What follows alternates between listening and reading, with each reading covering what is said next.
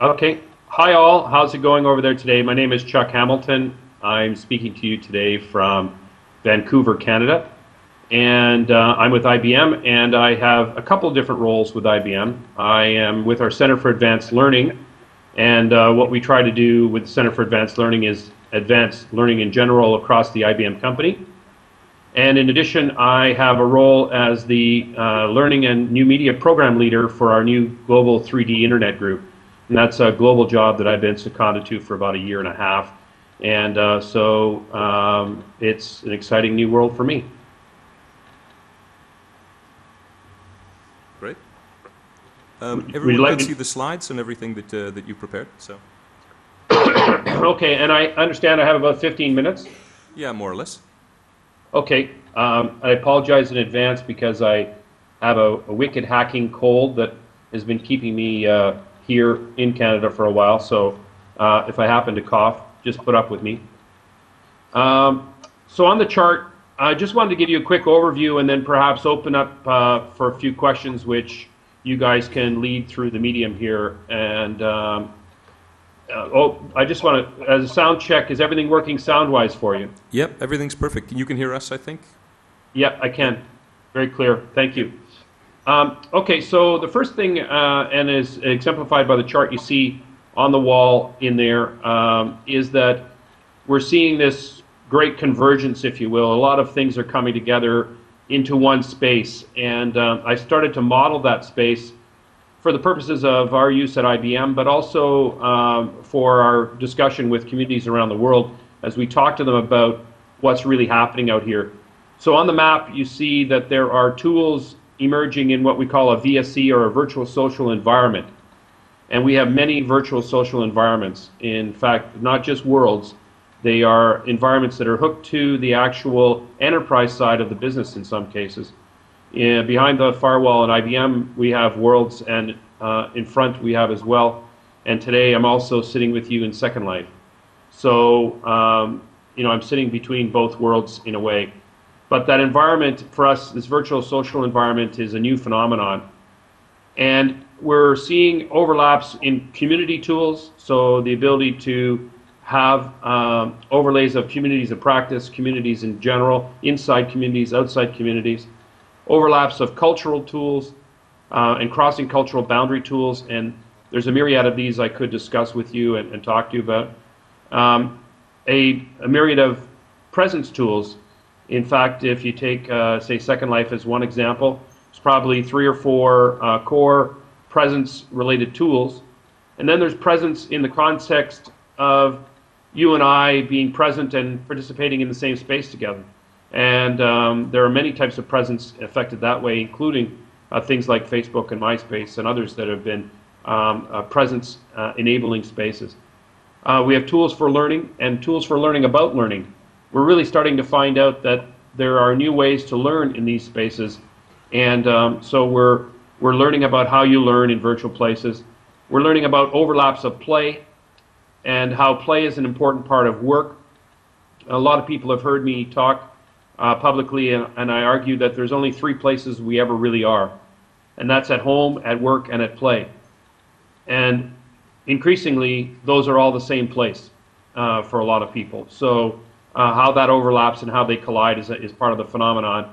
And we have a series of overlapping tools around collaboration as well. And there's, again, a raft of community tools and collaboration tools overlapping in the space. So that's generally the overview of what we see happening and why we're excited about the space and why we're excited about applying these spaces in our work. And the next chart, I've just clicked it up there for you, and you guys have seen that chart move then? Yep, that's all taken care of. Okay, on the next chart, what this talks about is what we've been really, one of our big focus areas where we've been applying, this is the application of virtual social environments within our business, but with that of many customers who come forward as well. And it has to do a lot with working with people. This is not surprising that everything we're doing in the corporation today is about merging and bringing people together. It might not be surprising to some of you that IBM is a pretty large company, as you know, And last year we had about 30,000 or so people join the company from various countries like Brazil, Russia, India, China, and the Americas as well. And so what we found was, as these people are growing and moving into the company, human capital management process, that whole cycle you see in front of you there, which talks about the role of transform and sustain, attract new people, pull them into the business, and then work right through to support them. So the little arrows that point off in different directions show you that the areas where we're applying the world's in what corner of that whole process that's on the process map in front of you. And so what we're finding is that when you look at that whole process, that whole spectrum of activities, which includes the life of an employee or the life of people in your company, this is where we're having the greatest activity right now, and I continue to see more and more requests coming up the pipe from that perspective. And that was all I was going to tell you about. I can talk to you about specific projects if you want. I can talk to you about different aspects of the work that we do, why we do it.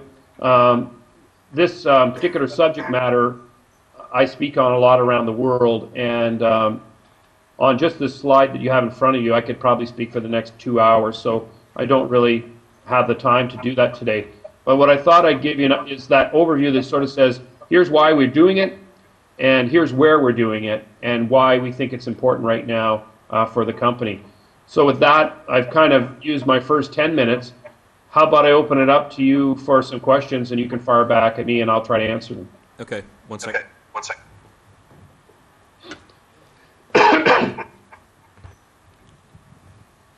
Okay.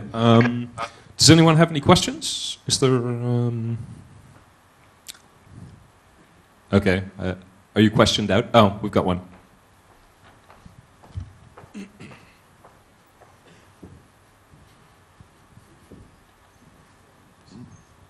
Hi, can you hear me? Yes, go ahead. Oh, my name is Joost Raasens. I'm a Dutch game researcher. And I have a sort of a critical question to you. As a Dutch game designer, I'm inspired by Johan Huizinga's work, Homo Ludens. And according to Huizinga, play is an activity connected with no material interest and no profit can be gained by it. And what we see often today here now is when you say there are three overlapping areas, work, home and play, couldn't you be critical about this and say play becomes work? Play becomes instrumental. Play becomes used to develop leadership skills. What is it that play becomes when it is used in such an instrumental way? Isn't this quite a risk of the research you're doing? Yeah, I can see your point.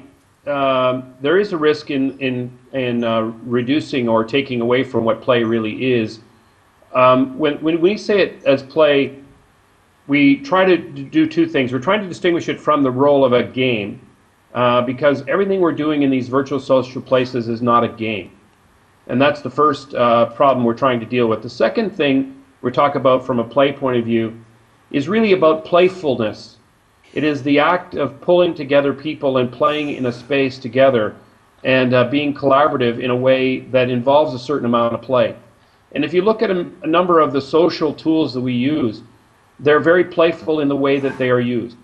So I'm not suggesting that we are trying to co-opt play or take play away from what it is normally sent to do, but we're trying to learn from the way people play and see if they can play together in the workplace. Does that make sense? He says it does. Okay, good. Is there anybody else? Yes, we have another one. Fire away. How many times you get to ask IBM questions? Come on. Hi, Chuck. It's David Schaefer from the University of Wisconsin. Nice to see you again. Hi, David. How are you doing? Good. So could you give us just a short but concrete example of something that's not proprietary that is working well in this model, just so people have something concrete to think with? Sure.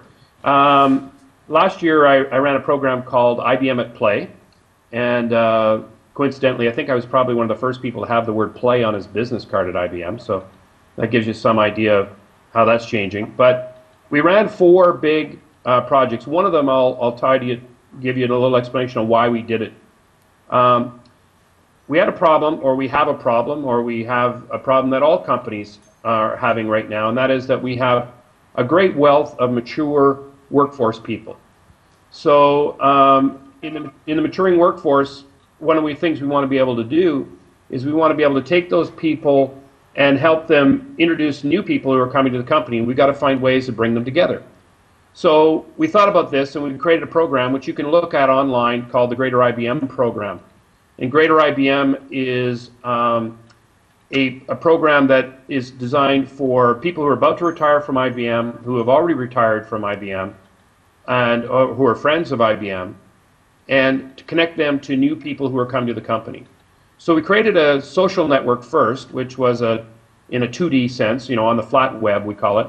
And we used the Zing network to create a 2D environment to hook people up, to essentially bring them together. And then the very first question they asked after we were able to hook them up was, is there a place where we can all meet and collaborate and share stuff and present to each other and work with one-on-one, one-to-many? Can we record our sessions? Can we do some role-playing? Can we make a number of different activities occur so that I can leverage the thoughts of this maturing workforce into the greater community in a more effective way? So where do we meet? And so we said, well, that's a good question. Let's provide you with a space. So we created, on one of our islands, of the 35 islands we have in Second Life right now, we created a space for the Greater IBM Program where you can go and meet these mentors and be a part of that mentor community.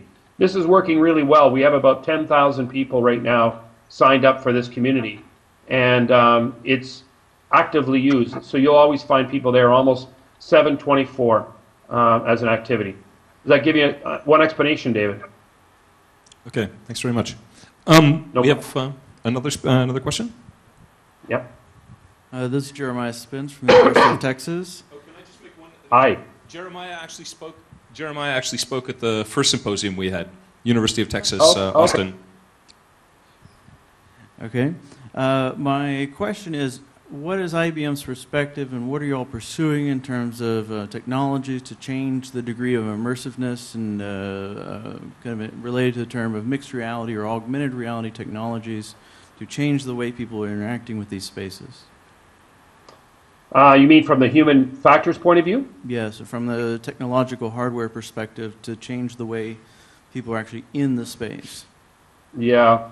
Well, I don't speak for all of the technology parts that are going on. There's probably about 80 of us now in this virtual universe community that have been doing the 3D Internet team. So all of us have different spaces.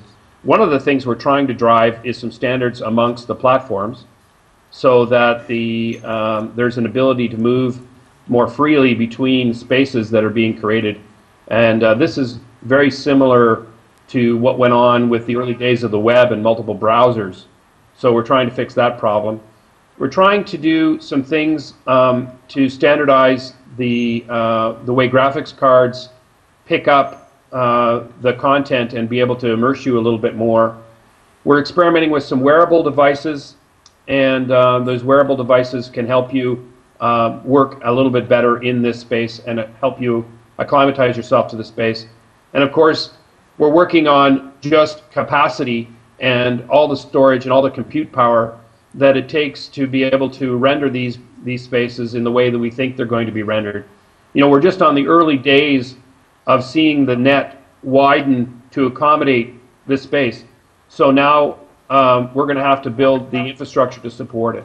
So those are some of the things we're doing, and I can hook you up with the people in Austin, in fact, that are doing a whole pile more, and you can talk to them about behind the firewall options and other activities they're doing to try and make this a more accessible space for everyone. Great. Any more questions? Oh, you seem to have spawned a whole bunch. 1 second. I think you had your hand up first. Sorry about 1 second. How many people are there? Can't you see them? Yeah, I just can't tell how many there are. Maybe if they all stick up their hands, they can, and you get a sense of it. There you go. I guess what, 68 or something like that, somewhere in there? Oh, good. All right, I want to ask a question also a little bit more. I'm Roxanne Monokramer, master student at the University of Utrecht. Hi. Hi. From a player perspective as well, some things that are going on in games right now also relate very much to an identity that you create. You create a character, you build on that, and this is very individual, so this is very much about identity. And also about time, because as we see also in as previous presentations here mentioned, time spent in games improves certain qualities, which can also be very relevant in work situations. So my question is that you create these meeting spaces, 3D, of different types of people meet here, and I think you have a lot of grand themes going on, but how does this also relate to the individuality and the identity created in games, and how can you manage all the information that is going on in these spaces, because I think there will be many congestions and lots of trivia going on as well. How can you sort of regulate these into certain goals you would like to achieve in these spaces? Yeah, well, welcome to my world. And obviously you understand some of the complexities that are going to be overcome here, or we're going to try to overcome in the next little while. And you're right on. There's so many different things coming together at the same point that it's hard to manage all of this information. So back to the prior question, management of content alone is going to be one of the biggest problems we encounter. But let me point specifically about this one around your identity. We didn't specify an IBM guideline that said, you must come in a suit and tie, or you must look like this, or you must look like that. We didn't even care whether you came as a fish to any of the events that we did. How you craft your identity is up to you.